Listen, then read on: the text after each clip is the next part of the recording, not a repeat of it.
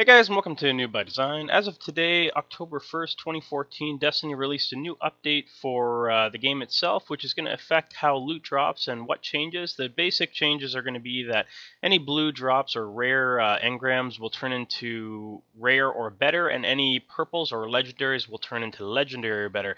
And also in conjunction with that, they actually changed the loot that drops from the dailies and various missions. You can see here, this is the daily story mission itself, and I'm going to be doing it here on level 24 solo. I'm level 27 light, and we're going to do it really quick here and show you guys how to easily do it as well yourself here.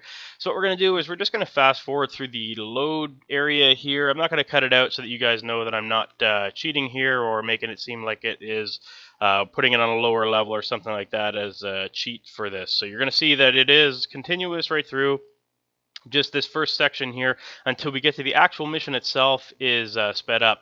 The mission in its entirety, I think, takes me from the point of getting first here, so right about here on, takes me about, I think, 7.5 minutes, which isn't too bad for soloing a level 24 story mission as a level 27 light, especially this one here. This one is a little bit harder as it is sort of crochet here, and you can see I end up wasting a bit of time waiting for the prince to actually spawn here because for whatever reason he ends up taking a while to spawn. So we're going to keep on going through here. My setup here is going to be a sniper rifle, an auto rifle, and both of those are actually rares. I have legendaries of various others and an exotic shotgun, but for this particular mission, it's just a little bit better to actually do it with a sniper rifle. Hoping to get a legendary or exotic sniper rifle at some point pretty quick here because that would be just awesome. So the way we're going to save time here is we're going to hit the objectives and nothing else. So we're going to hit what objectives we have to, and we're going to clear some ads that could potentially kill us if we don't go through them. So what we're going to do is we're going to keep on going in through here. You can see somebody, lucky for us, somebody actually ended up basically killing through these mobs here. So we're kind of just into the knights here now, and we're just going to pound off those right quick here because they're only level 6, and that's not going to be any sort of an issue at all for us here. And we're just going to keep on going in through this area here. You can see I came in with a fair amount of ammo, and there's nothing too difficult about the daily stories that adds onto it. The daily strikes are a little bit more difficult to actually solo themselves.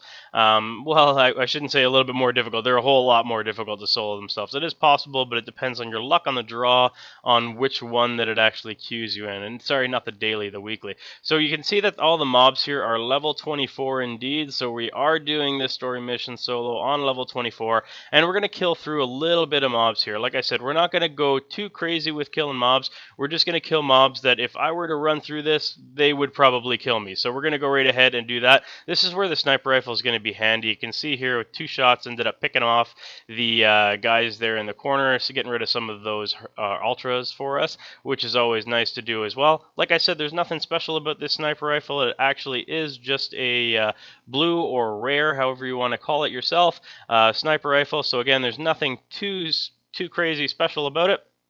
And we're just going to pick the people off here.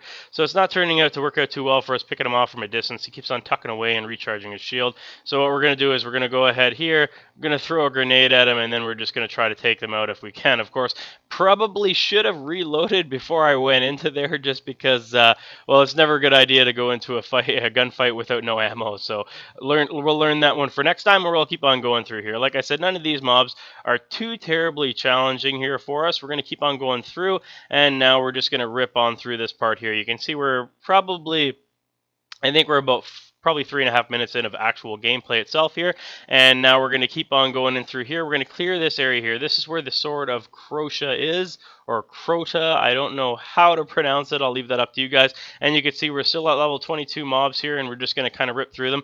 Like I said, I do like the auto rifle here for this. This particular auto rifle has 67 rounds, and it is a blue. It does a fair amount of damage here, and you can see we lucked out and got a blue drop there, which is kind of nice. And what I'll do at the end of this video is I'll actually decrypt that as well so that you guys can see every piece of loot that we end up getting from this, including all the whatever we end up getting for Ascendant materials. Hopefully we get something good. I'm hoping for Ascendant shards because I have some exotic pieces that I need to upgrade here. But for the meantime, we're just going to keep on killing through stuff here. Even so, just getting the one blue, I'd say we're already ahead of the game here. Now you can see we've got a hollowed wizard. Those are a little bit of a pain.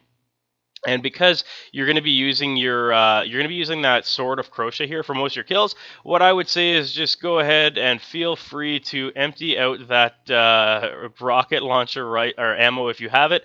Otherwise, feel free to also empty out your machine gun ammo, because that is what does do destruction to these wizards here. So you can see we've pretty much got it cleared off here, and we're just about ready to go ahead and grab this sword and then start doing our jump swipe. So the secret to this is, there's not really a secret. It's just play smart. So what you got to do to play smart is keep in mind that you are going to have to go close range melee to everything.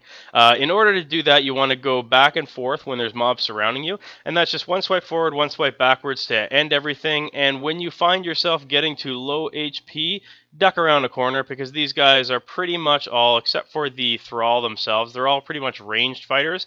Like I said, there is the Thrall in there that do go up to you, and you want to get these guys pretty quickly. So you can use your jump, you can use double jump, whatever you want to do, and keeping in mind when you do have this sword still, you are available to use your super. The super for everybody is going to be the same when you're using the sword, and it's just going to be a big, huge swipe.